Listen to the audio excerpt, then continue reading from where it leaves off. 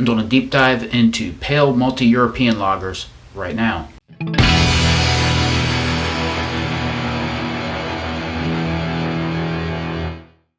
Alright, this is group 4 of the BJCP guidelines, and this group or category has 3 different substyles in it. These are all German substyles. They're pretty common substyles in Germany, and some of them are even common in the US. So these 3 substyles are really done in increasing strength. There's the Munich Helis, which is a somewhat lower strength, mid, about 5% ABV, malty lager. You've got the Helles or the Festbiers, which is 5, 6, 7%, and then you've got the Helles Bock, which is a bit stronger, can get up to 7%. So the Munich Helis, first off, is a clean malty gold beer, dry finish, restrained bitterness. It's not really supposed to be sweet so much as just it's not supposed to be a really hoppy beer.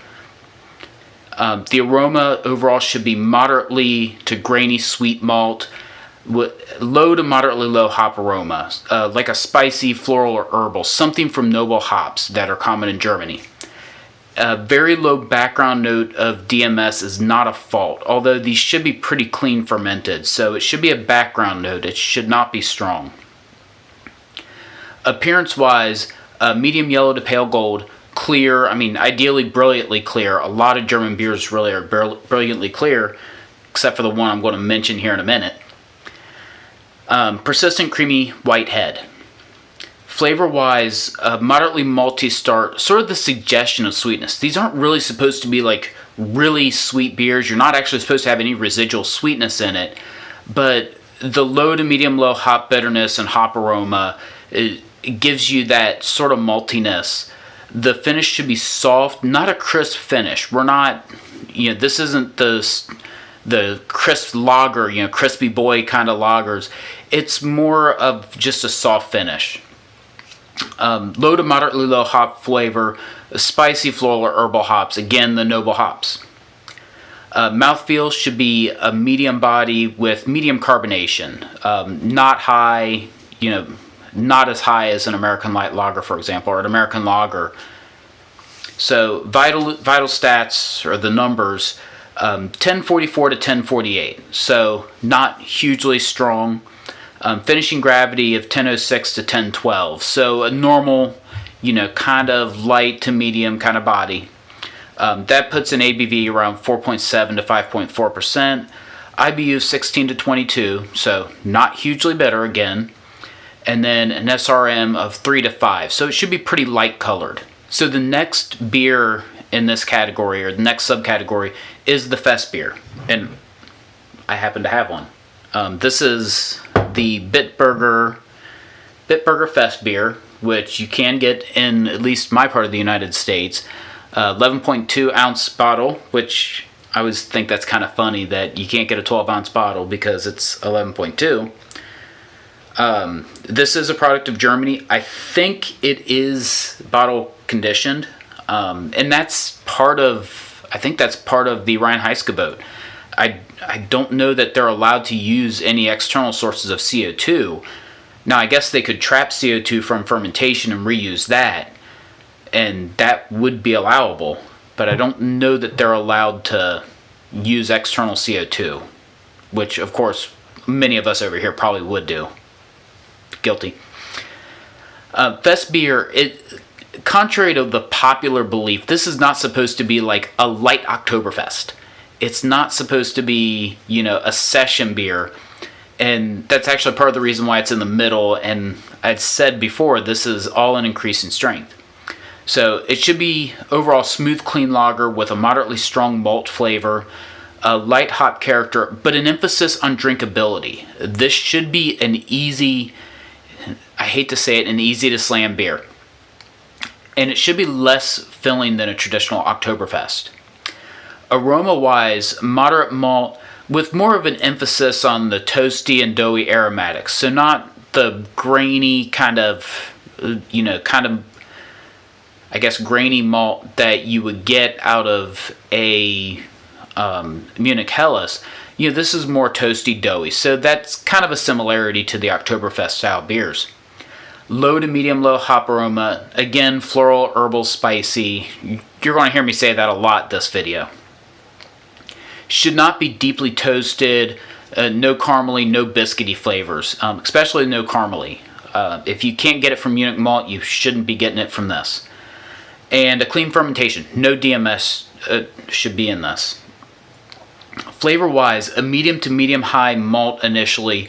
Again, that toasty bread dough kind of malt, not grainy, but more toasty and bready. Medium to medium-low bitterness. Similarly, the medium-low to medium hop flavor, floral, herbal, spicy again. Mouthfeel should be a medium body with a smooth and somewhat creamy texture with alcohol strength barely noticeable.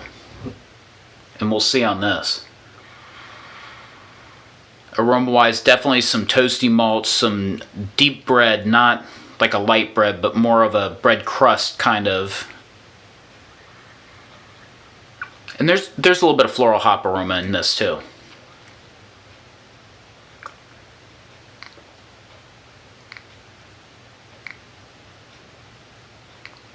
Yeah, and initially there's that similar the bread crust kind of flavor initially. And then this one actually finishes with a very nice floral hop flavor. It just comes through right at the end and just kind of cleans everything up. The texture is smooth and creamy. It's a very quick finish. Fairly dry, honestly. Definitely easy to drink. This is one, yeah, you could sit around and drink a few of these.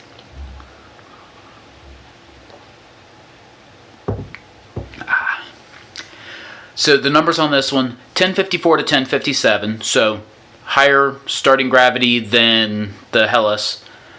Final gravity is 1010 to 1012, so a little bit higher of a finishing gravity, not to be unexpected.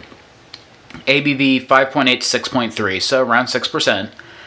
IBUs 18 to 25, so higher IBUs partly because it's a higher starting gravity and higher alcohol.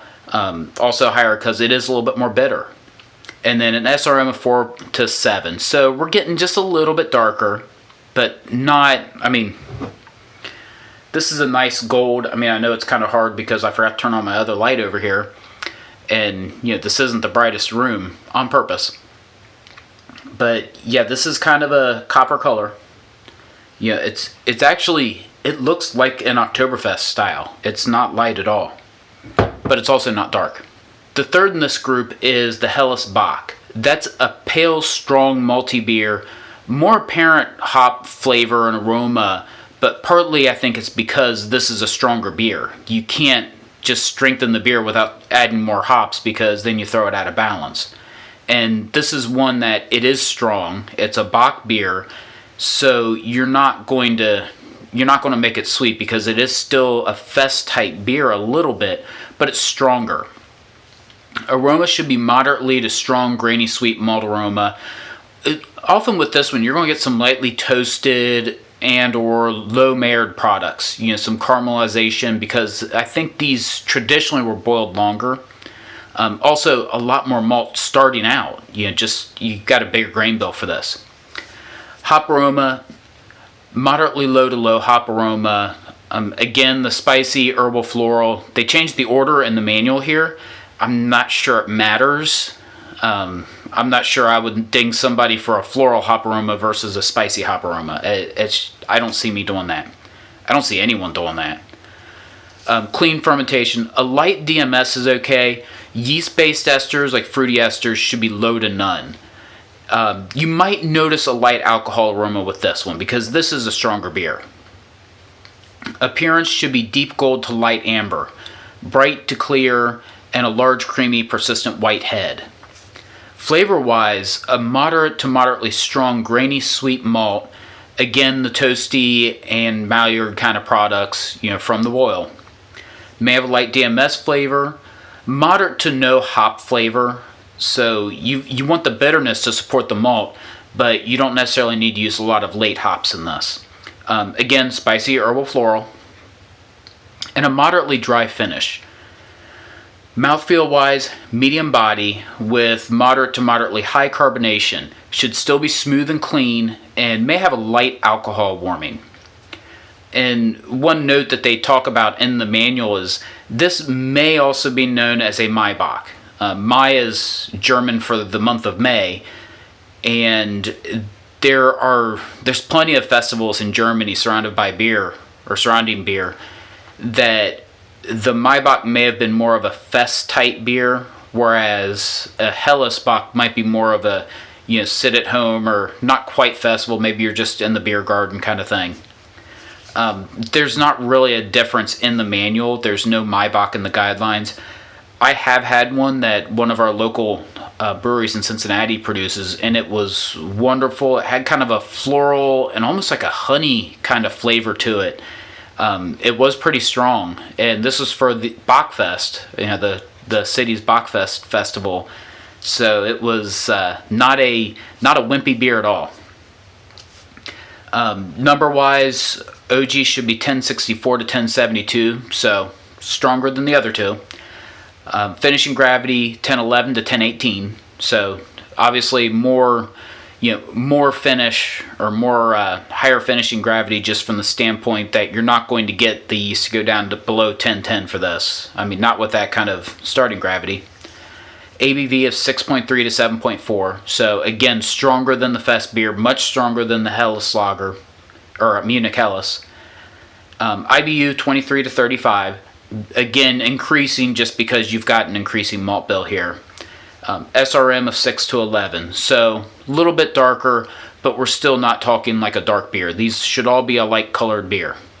So that's it with this deep dive. So give me a follow here. If you enjoy this, give me a like. The button is somewhere down there. And here's another video for your viewing pleasure. Cheers.